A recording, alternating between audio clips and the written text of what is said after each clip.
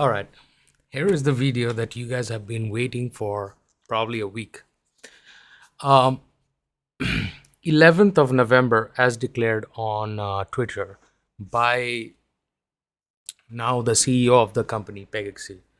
Um, it states that on Twitch they're going to hold a live, like a live streaming thing where you can definitely interact, put your questions about PEGAXY.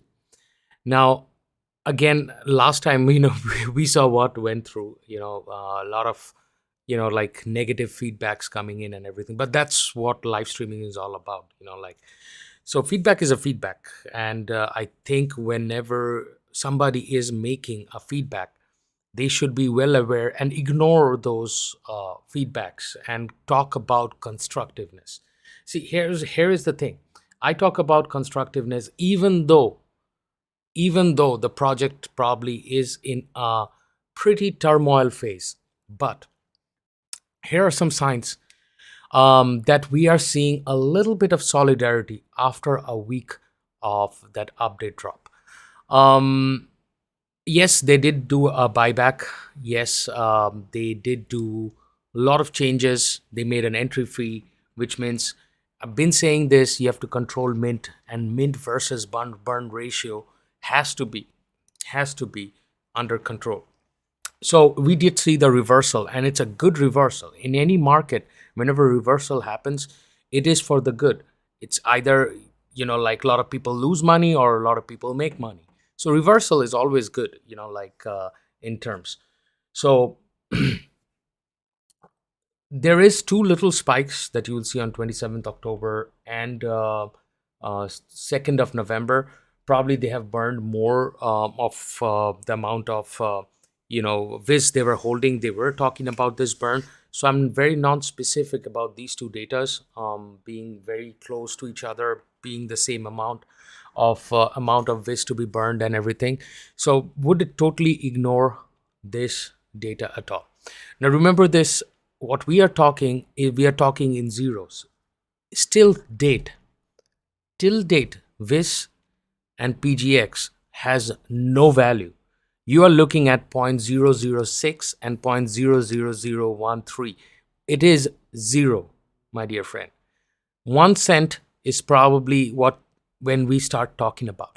It is the mission for PEGAXY to bring out to do something to make sure that it goes to 1 cent. Now, a lot of people has been, so I was thinking about marketing, right?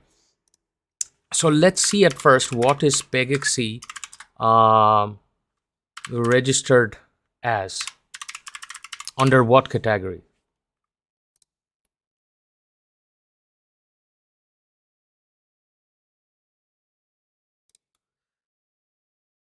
So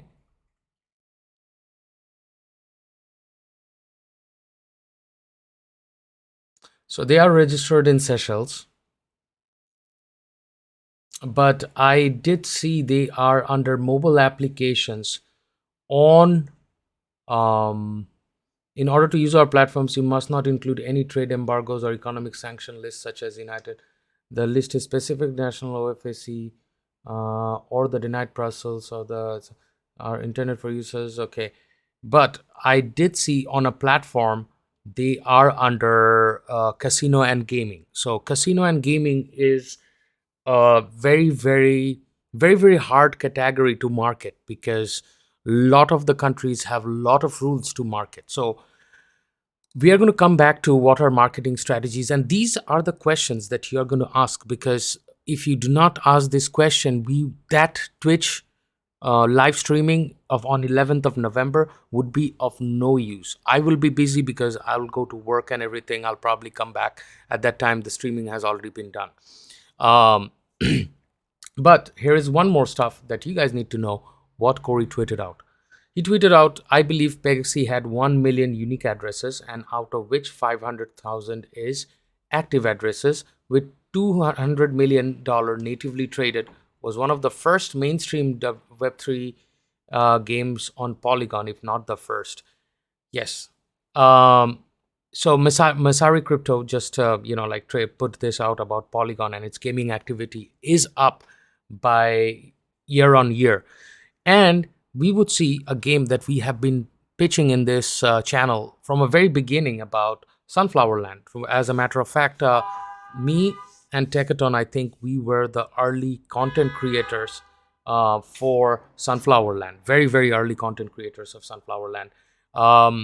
And there's a lot of reason behind it. The reason behind is player retention, user base, player retention. You want to make sure that your players are coming back and playing this again and again. So here is the thing,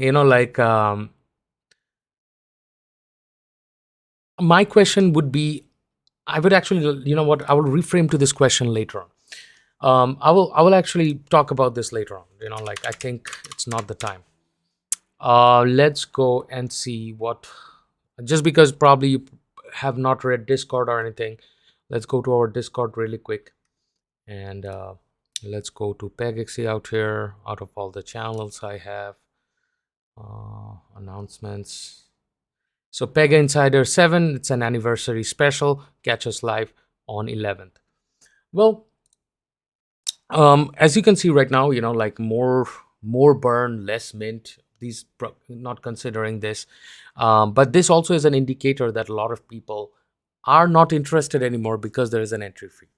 And if you had to go this route, which is a sensible route, we had to do this before, when people actually were going after PEGAXY, and PEGAXY had a huge database. It was from Brazil, it was from Philippines, it was from other countries. There was more than 14 countries listed that PEGAXY, people were having PEGAXY players, and that is the reason, because of this bullish nature, people were talking about PEGAXY. So how can we bring back PEGAXY to that same place where, they can talk about it? First comes first is, most of these addresses that you see, this 500 million addresses that he's talking about, and he's letting us know, most of these addresses, they do not have, these are old investors, okay, people that has been sitting on those addresses for a long time. Because here's a common psychology: if I have 1 million vis, right, would I cash it out for $50, or would I wait until I take this to the grave, that kind of a thing?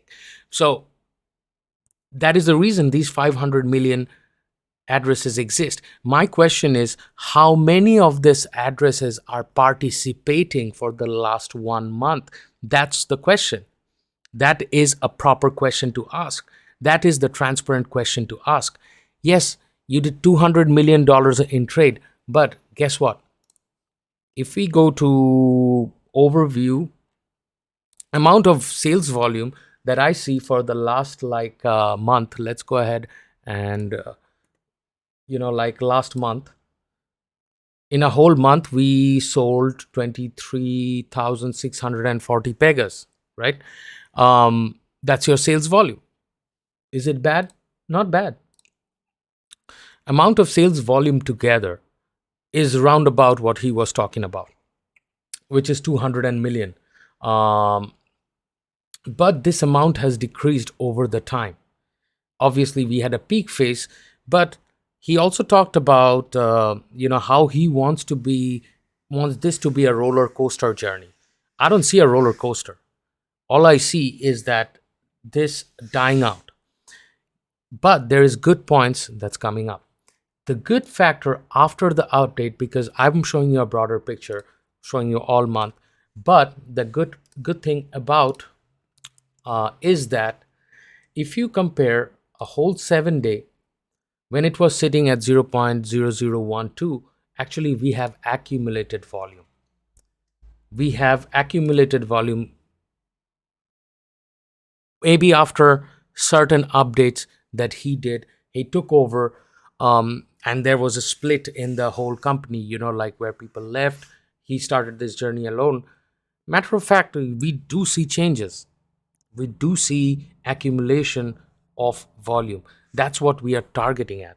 We are targeting at accumulation of volume. And in a span of like a whole month, PEGAXY has not reached that bottom volume of 0.0047. As a matter of fact, it stayed most of the time at 0.00010. So even if it's zero, there is still volume to that has been added. So it is a credible job that is done by the team. It is a credible job by controlling the mint in a way. Now, what I would have done, again, there has been a lot of miss updates and everything. Uh, but since him taking over, him projecting the ideas, and we, like with the help of Themis, and if you do not know, Themis is a platform that is created for people, those who can actually vote and everything. Because of that, this is going to be profitable in the long run. But then again, it's crypto. Crypto doesn't stand for long term. We are entering into our year of anniversary with PEGAXY, where I've been in the game for the last 8 months.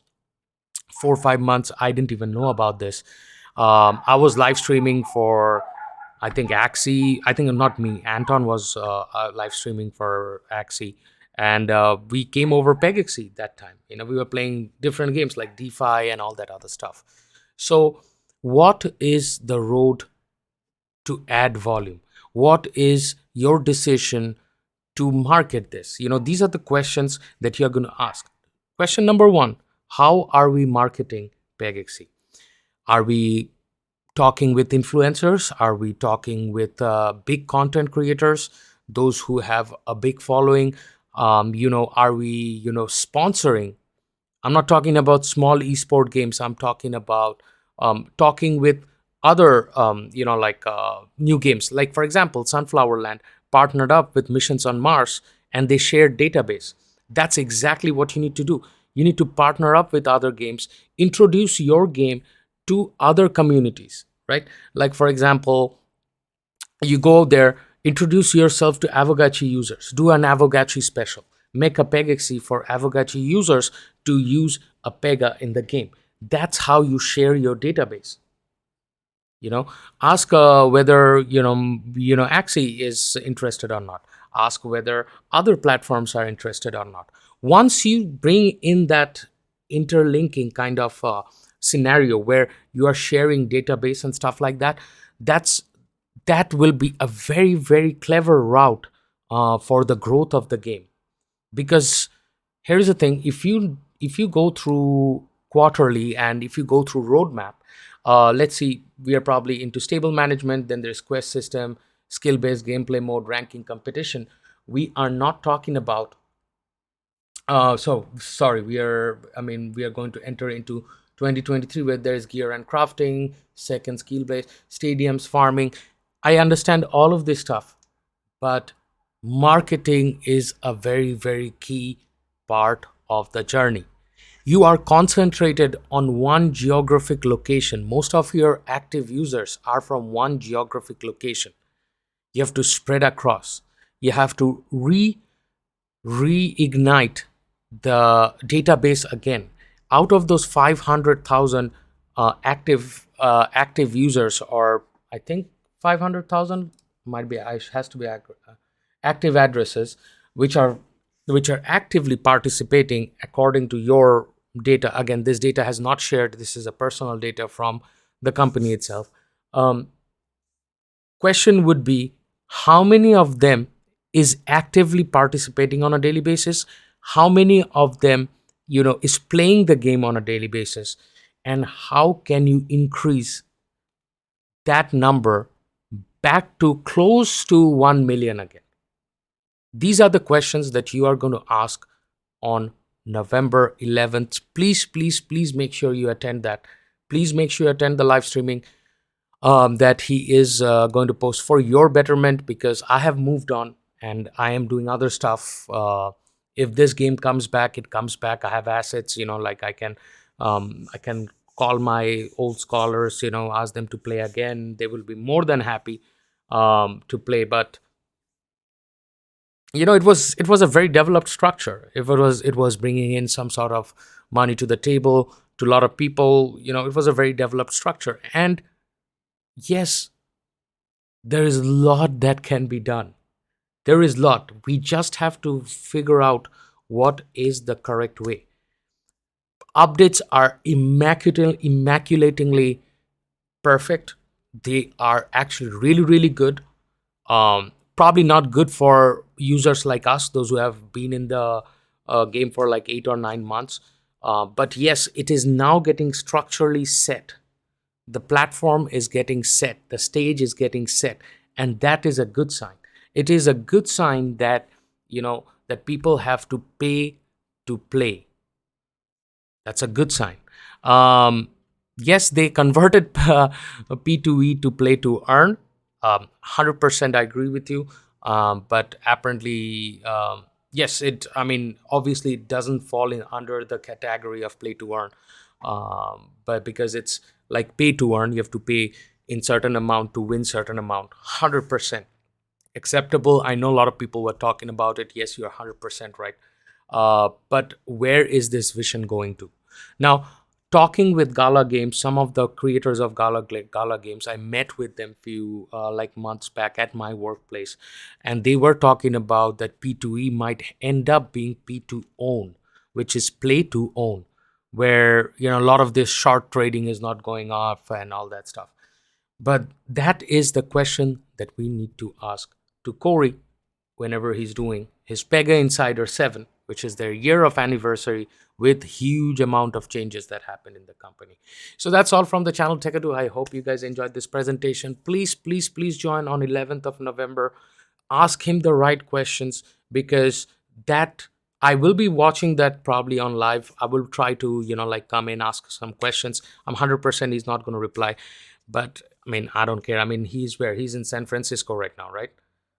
So his ping says that he is in San Francisco. Yeah.